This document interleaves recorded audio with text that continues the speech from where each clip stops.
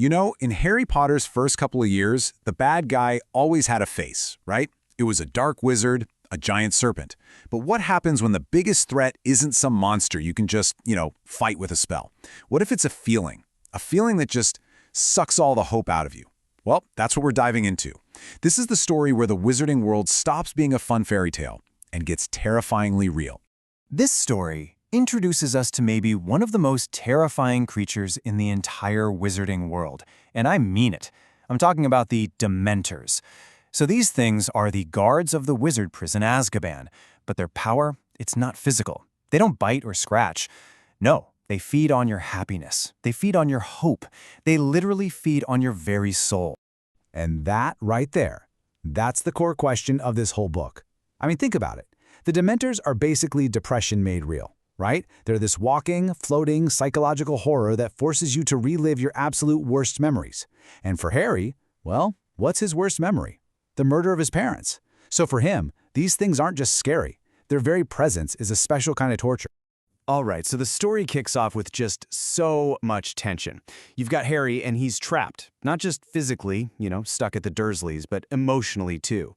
And it all just boils over, leading to this desperate escape into a world that, as he's about to find out, is way more dangerous than he ever imagined.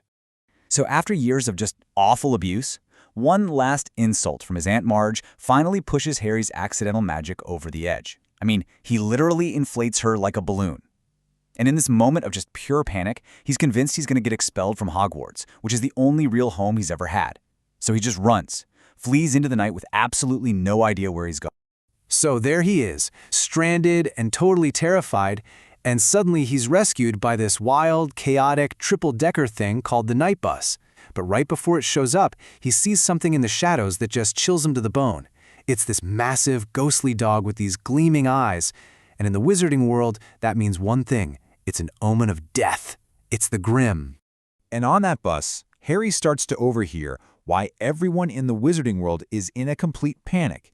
A guy named Sirius Black has done something nobody thought was possible. He's escaped from Azkaban. And the story they're telling?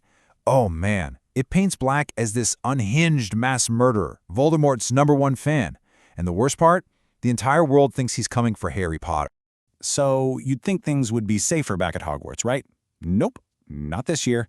The castle is now surrounded by those soul-sucking Dementors. And, as we'll find out, it's holding secrets that are all tied up with the very man who's supposedly hunting Harry. Now, for the first time ever, Harry gets a defense against the dark arts teacher who's actually good at his job. I mean, brilliant. Professor Remus Lupin is kind, he's smart, he's a real mentor. But there's this deep sadness to him. You can just tell he's hiding some kind of secret, something that seems to cause him actual physical pain. It's a huge hint that there's way more to him than meets the eye. Then the Weasley twins give Harry this incredible gift, the Marauder's map. Now, on the surface, it's just this amazing tool for sneaking around the castle. But the really interesting part is who made it. These mysterious names, Moony, Wormtail, Padfoot, and Prongs. And these names, they're our first real clue to a whole hidden chapter of his dad's life at Hogwarts. So, who were these guys? Moony, Wormtail, Padfoot, and Prongs.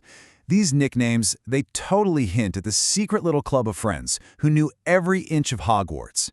But the real question is, how does this old piece of magical mischief connect to the terrifying story of Sirius Black? Well, the answer to that, it's going to unravel everything, and I mean everything Harry thinks he knows. So while you've got this escaped prisoner looming over everything, Harry's biggest fight is really happening inside his own head. The Dementors, their presence just wrecks him more than anyone else, and he has to figure out how to fight back against a force that literally feeds on his deepest trauma.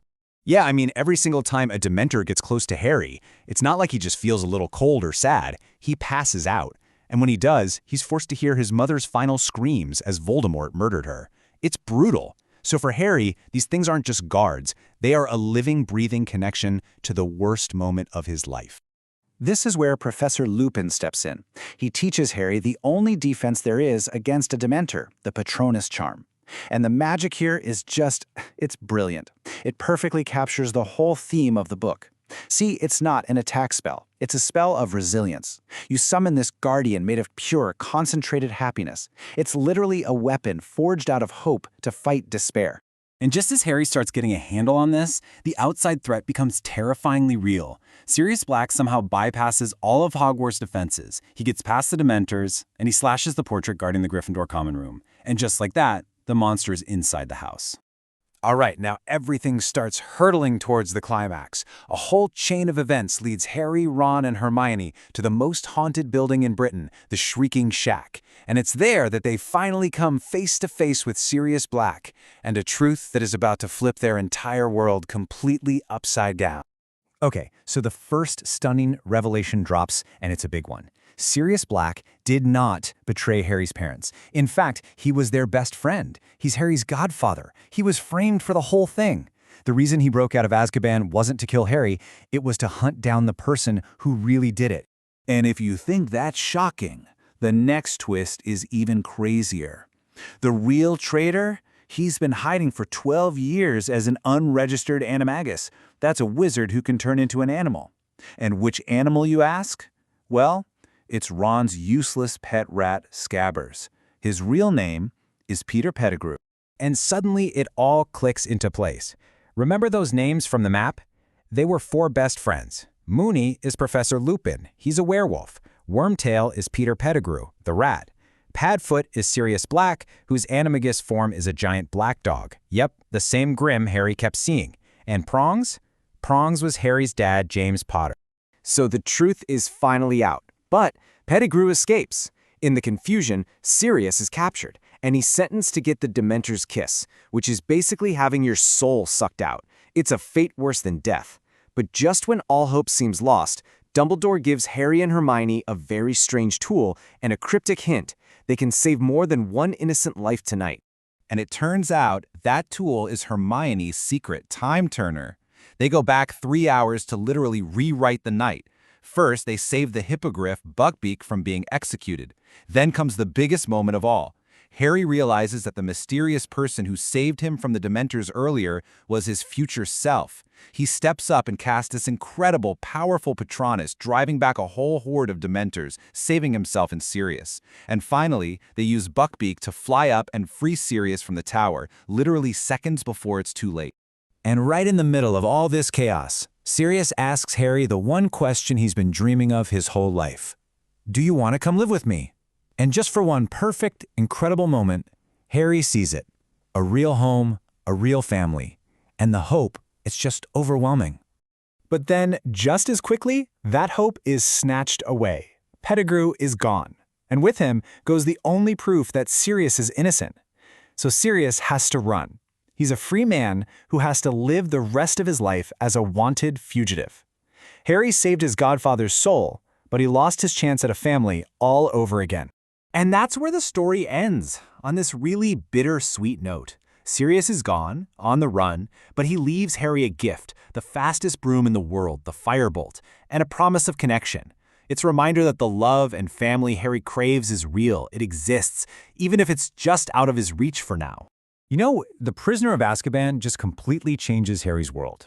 He learns that the lines between good and evil are way more blurred than he thought. The supposed killer is actually his loving godfather, and a harmless pet is a cold-blooded traitor. He learns that the people in charge can be dead wrong. But I think most of all, he learns that real strength doesn't come from powerful spells. It comes from hope, from love, and from having the courage to face your own past. And the question that leaves us with is, as the future gets a whole lot darker, is that going to be enough?